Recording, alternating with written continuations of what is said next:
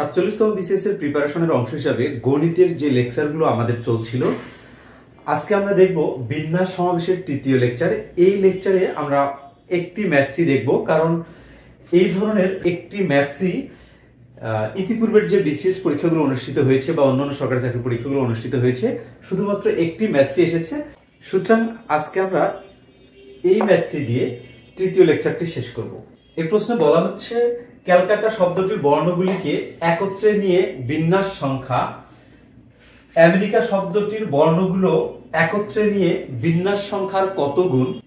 তো ফার্স্টলি আমরা করব কি, এই ক্যালকাটা শব্দটির বর্ণগুলিকে নিয়ে কত প্রকারে সাজানো যায় সেটা দেখার চেষ্টা করব। এই ক্যালকাটা শব্দটিতে টোটাল অক্ষর রয়েছে কয়টা? 1 2 3 4 5 6 7 8টি। তাহলে এই 8টিকে আমরা সাজাতে পারি এভাবে, ফ্যাক্টোরিয়াল 8 প্রকারে। এরপরে আমরা দেখব রিপিট আছে কোন কোন অক্ষরগুলো, অর্থাৎ কতগুলো লেটার রিপিট আছে। এখানে সি আছে 2টা, ফ্যাক্টোরিয়াল 2 দিব, ফ্যাক্টোরিয়াল 2 দিব। আবার এ আছে 2টা, এ কারণে আবার ফ্যাক্টোরিয়াল 2 দিব। এবং টি আছে 2টা আমাদের, এ কারণে আবার ফ্যাক্টোরিয়াল 2 দিব।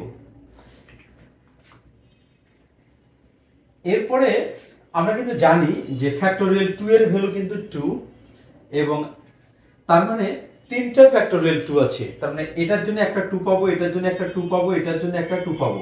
অর্থাৎ 3টা 2 আমাদের কি করতে হবে? মাল্টিপ্লাই করতে হবে। 3টা 2 যদি ক্যালকুলেশন করি তাহলে আমাদের নিচে হবে 8, এবং ফ্যাক্টোরিয়াল 8 কে যদি আমরা ক্যালকুলেশন করি তাহলে 8 into 7 into 6 into 5 into 4 into 3 into 2 into 1। কেন আমরা এই কথাগুলো লিখছি, এই ব্যাখ্যাগুলো কিন্তু আমরা প্রথম লেকচারে দিয়েছি। আপনারা যারা প্রথম লেকচারটি দেখেননি, এই ভিডিওটি দেখার আগে অবশ্যই প্রথম লেকচারটি দেখবেন, কারণ এখানে এত বেশি বেসিক আলোচনা করা আছে যে ওই বেসিকগুলো দেখলে মূলত আপনি এই ম্যাথগুলো পারবেন। তো এই 8 এবং এই 8 আমাদের মোকাবেলা। এখানে থাকতেছে 7 6 5 4 3 2 1। এটা মাল্টিপ্লিকেশনটা আমাদের কত আসে? এখানে দেখুন 4 5 20, 3 20 60, 60 60 120। তার মানে এই কয়েকটার গুণফল হচ্ছে 120। 120 লিখলাম। এইটাকে আবার 7 দ্বারা যদি গুণ করি, 7 দ্বারা যদি গুণ করি, আমি শূন্যটাকে গুণ করতেছি না, শূন্যটা এখানে রাখলাম। 7 12 84 84, এখানে একটা শূন্য দেখবে এই শূন্যটার কারণে। এরপরে এইটাকে আবার এই 6 দ্বারা গুণ করতে হবে আমাদের।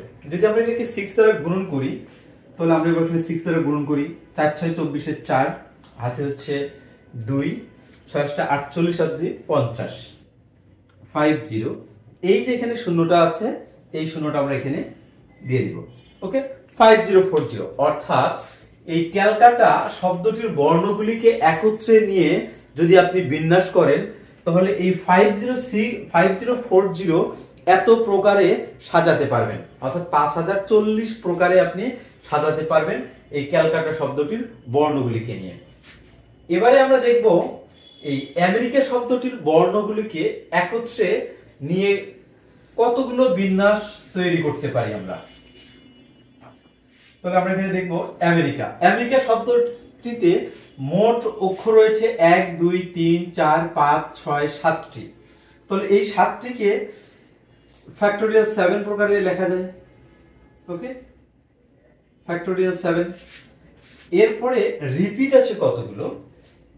এ একটা রিপিট আছে, MERICA, আর কিন্তু নাই। তার মানে শুধু একটা মাত্র সংখ্যা এখানে রিপিট, এই কারণে আমরা ফ্যাক্টোরিয়াল 2 দিলাম। যেহেতু এখানে 2টা আছে এজন্য আমরা 2 দিলাম। এখন এই ফ্যাক্টোরিয়াল 7 মানে কি? ফ্যাক্টোরিয়াল 7 মানে 7 into 6 into 5 into 4 into 3 into 2 into 1। নিচে আমাদের 2 আছে, এই 2 আর এই 2 ক্যান্সেল। এখানে তাহলে থাকতেছে আমাদের 4 5 20 আর 3 20 60।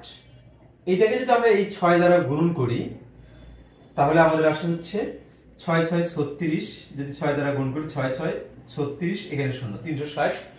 এইটাকে আবার 7 দ্বারা গুণ করতে হবে। যদি গুণ করি 6 7 42 এর 2, হাতে হচ্ছে 4, 3 7 21 আর 4 25, 2 5। এই যেখানে একটা জিরো আছে, এই জিরোটা আমরা এখানে দিব। দেখুন এই ক্যালকাটা শব্দটির বর্ণগুলিকে নিয়ে বিন্যাস সংখ্যা কত? 5040। আর এই আমেরিকা শব্দটির বর্ণগুলিকে নিয়ে বিন্যাস সংখ্যা আমরা কত পাচ্ছি? 2520। তার মানে যদি আপনি এটা ডাবল করেন তাহলে কিন্তু এটা পাবেন 2500, 2500 5000 আর 2040।